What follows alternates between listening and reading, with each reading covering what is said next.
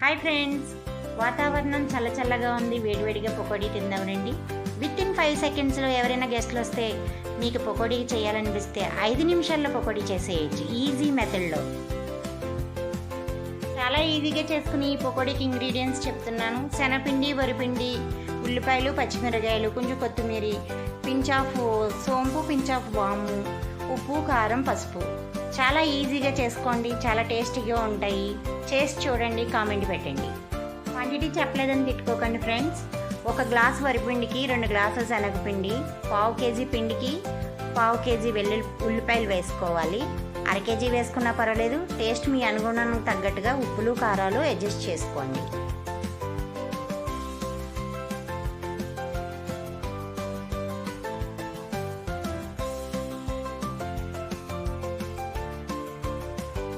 నేను చేసిన పకోడీ చాలా టేస్టీగా ఉంది.